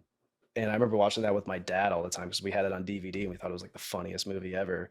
I haven't seen that one. I'm gonna have to It's see so that. good, and Wolf is so good in it, man. He's so good in it. He plays like this cool like office dude. Um, and yeah, we used to quote that movie all the time. So I remember like when I stepped into Wolf's class for the first time, I was like, dude, I grew up watching Joe Somebody all the time, man. We had it on DVD. So you knew immediately who he was when you had class. I feel like I knew him more from that than from A A Few Good Men. Yeah, just because we had all the comedy movies on DVD, so that was just in the rotation. We did a lot of road trips for my brother's hockey growing up, so I was always in the back watching DVDs. We had like the high top van, and I'd like hook up my PlayStation and just pump DVDs in the back. Dude, heck yeah. And relating music albums. Mm-hmm. I remember, I specifically remember in one album, 50 Cent, Get Rich or Die Trying. Yeah. I remember when that came out, going to the CD store, Yeah. getting it and bumping it. And that CD, that album did amazing. It's one of the biggest selling hip hop albums of all time. It's one of the best. Yeah. Dude, I remember hearing that in the club for the first time. Yeah. That was like kind of what got me into hip hop, man. Yeah. Like it was so solid. I was probably like way too young to be listening to it. But yeah, man, I remember in the van that we had, when you sat in the back seat, it had a separate stereo system. And so like we had like headphones you could plug in and listen to whatever you want on there. And I remember I found like the hip hop channel. And I still remember when they like premiered Into Club and just me being in the back like dun dun dun dun. And my mom's in the front like, what are you listening to? And I'm like, Backstreet Boys. Yeah, dude, just so good. But it was an experience. It was a work of art. You pulled out the whatever it was called, the insert. And some went all the way with it. Some like had artwork in there. They had different stories. Yeah. I mean, now like there is this definitely what's cool with music is that I think they've kind of figured out, because like collecting vinyl is a thing now. Even kids are like collecting like cassette tapes now, so there is like this, I'm going to seek it out and get this tangible thing. And I've seen some people do some really cool stuff with like vinyl records. I mean, this is probably like 10 years ago now, but like Childish Gambino did like a full screenplay for one of his albums and put it in the vinyl record. So like I have it at home, like you can put in the vinyl and then they literally pull out a screenplay that he wrote. That's amazing. To go with the album. But they haven't really figured it out for like movies, I don't think, because people aren't buying a Blu-ray or a DVD unless you're like a super cinephile, creating some sort of like collector's, I don't know, appeal to it. I think would be really cool, where you want to have like that tangible. If you really like a movie, you go and get like the thing because you're gonna have something special. Like even now, like I bought a couple Blu-rays and it's so bare bones, man. Like it's literally just a case and a disc, unless like you get some of them will do like a steel book or something, but yeah, but it's also, it costs money to like make that kind of stuff. So well, they got they had the Dune popcorn bucket. And they did the Dead Pool Wolverine popcorn that stuff bucket. Yeah, that's so they are coming clever, up with little stuff like that. And I mean, did you see Dead Pool Wolverine? Yeah. Okay, so we're getting toward the end here, but I just what'd you think of it? I thought it was so cool, man. I love how they like paid homage to all the Fox Marvel movies. That's not what I was expecting when I went to see it. So it was cool. As soon as that thing happens with Chris Evans, I was like, all right, we're off to the races here. Okay. Well, I will spoiler alert this. Yeah. Yeah. Dude, well, when Blade came out. Oh yeah, man. That was crazy. And then for me, it's when he puts on the cowl or the mask, whatever you call it, the Wolverine mask. And because you hadn't had that for Did you 20 watch years. the X-Men cartoons? And I played were the you an video X-Men games. guy? Yeah, Okay. yeah. I can't tell you I was diehard, but Yeah. I had some of maybe the comics and Yeah. played the video games. So I was very familiar. And I watched, dude, those were good movies. Like those Fox X-Men movies were good. They were good. But what's crazy is like I was having this talk with someone, Hugh Jackman. Someone's like, can you name someone who's played a character longer than him and at the level he has? He's played that character for 24 years. And dude, you see pictures of him when he first did Wolverine to now, he's just as jacked. If not, he hasn't Hugh aged really Jackman. at all. But just like to be able, what a gift to be able to play a character. Sorry, I just spit everywhere. A character to play a character and have that much time to like be in that and work on it. And such an iconic character too. Yeah. You know? Because even before he played him, man, like that was such a beloved character, you know? So to really put your stamp on it, it's gonna be tough for them to ever find someone else to play that if they're gonna like do a continuation with X-Men. I was a comic book kid growing up, so yeah, I was just bummed that they didn't bring in Alpha Flight. Who is Alpha Flight? So Alpha Flight is like kind of Wolverine's origin story. They were sort of like the Avengers, but the Canadian Avengers. So it was like a group of like Canadian superheroes that he was a part of. And then they got their own kind of comic book series for a little bit. So that's just the Canadian in me. Wanted to see Alpha Flight in a movie, but I'm holding out hope. Well, now that they got the multiverse, they can pretty much do anything now. They Yeah. can say, oh, it came from another universe. Here he is. Like, True. because everyone was waiting for that. Oh, is Tony Stark going to make an appearance in this? But then next thing you know, he's going to Now he's Doctor Doom, man. Yeah, which- that's getting interesting. It'll be interesting. I mean, he's such a force that, you know, he'll kill whatever he does, but it's interesting because he already was Iron Man. So Yeah. And someone, I don't know the full backstory, but someone said it does make sense because I guess Tony Stark and Victor Von Doom are somehow connected in some way. I don't know the backstory. I'm going to go see the movie, of course. Like, I'll go. Yeah. I'm just a fan. Let him cook it up, man. Let them cook it up. Yeah. Let them cook. Yeah. Let them cook. Hopefully they do a good job with it. Yeah. They got the Fantastic Four movie. Pedro Pascal. I just watched him last night in that The Unbearable Weight of Massive Talent. Did you see that? The Nick Cage movie where Nick Cage plays himself? No. It's so ridiculous, man. It's good though. It's so good. The character Pedro Pascal plays is insane. He's like this super like wealthy Spanish dude that hires Nick Cage to make like a public appearance at his birthday party, and it just goes off the wall. Sounds hilarious. Yeah, and Nick Cage just fully like he plays himself, but like fully leans into like who you want Nick Cage or who you think Nick Cage would be. It's so funny, man. What's the name of it again? The Unbearable Weight of Massive Talent. Okay, I'm like plugging other movies right now. Oh man, well, dude, this has been a true treat. This has been fun, a man. fantastic experience. We always got to say something for part 3, right? Like, That's right. Is there anything else you wanted to talk about or say or plug? Anything else? You'll get the last word at the end as well. But I don't think so, man. Yeah, just living life, man. Just trying to stay optimistic in this uncertain world, you know. But yeah, grateful for everything that's happened. So, no. Eric, do you have anything?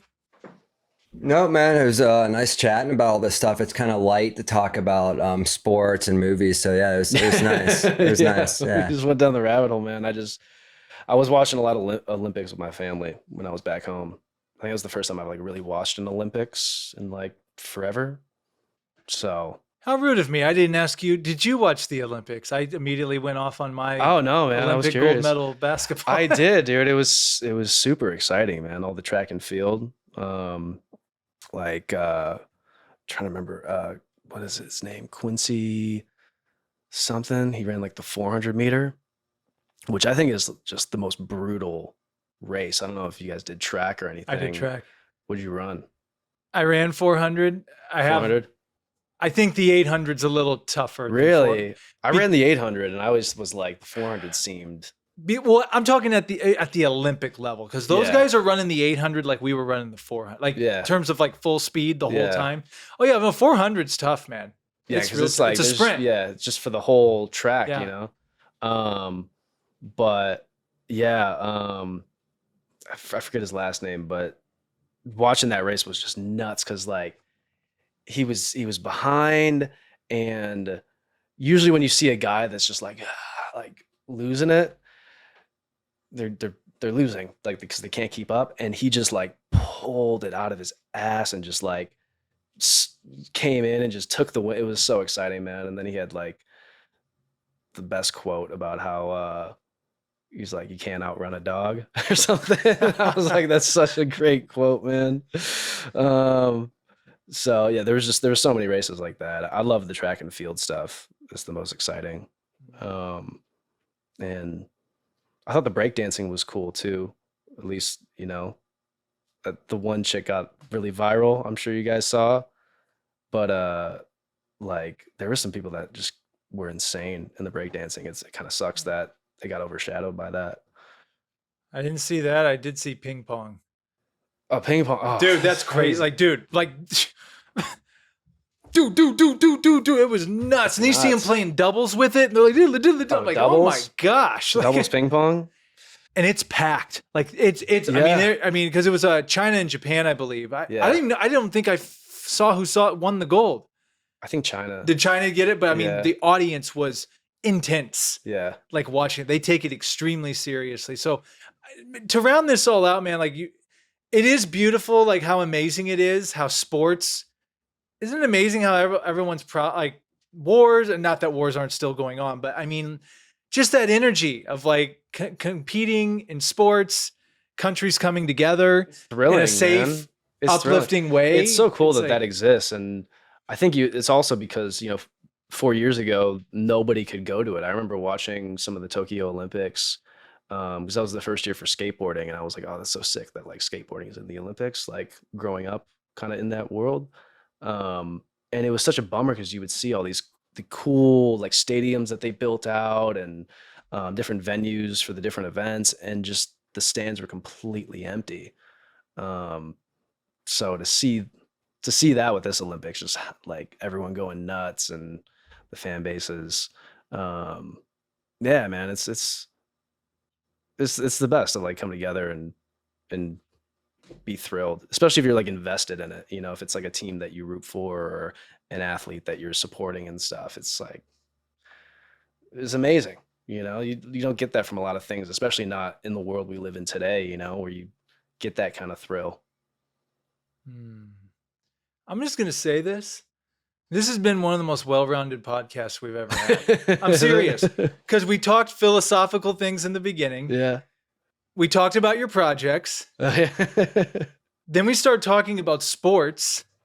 Yeah, Then we did. start talking about 90s nostalgia and movies. Yeah, and we did, man. What a beautiful conversation. I'm really glad, man. This is great, dude. This is great.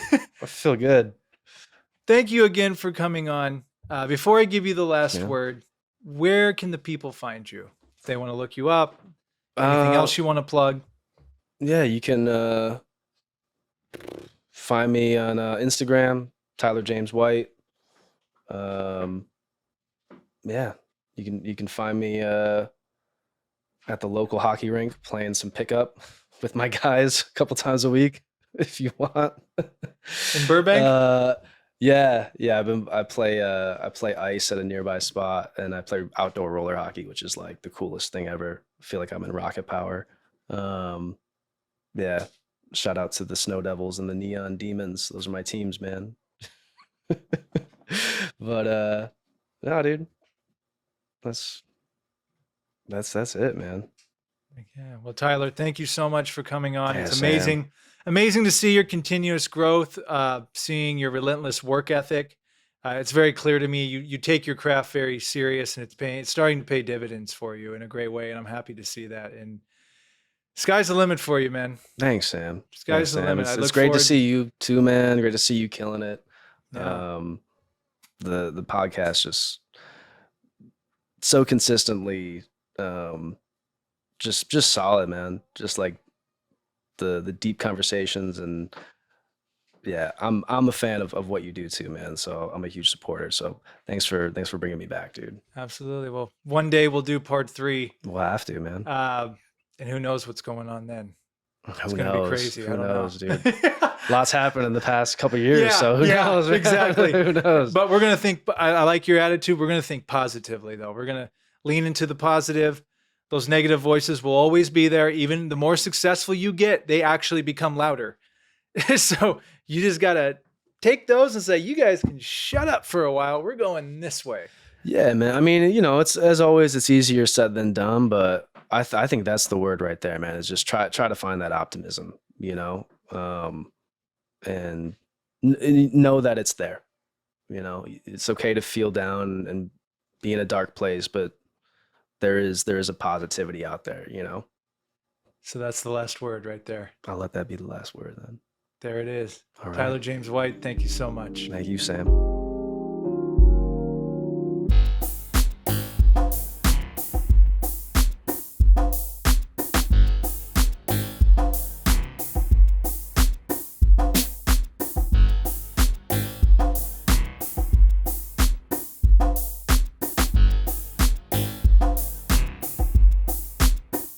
Hi, everyone. Sam Dever, the Sam Dever Podcast here, and I just want to thank you for checking out this episode.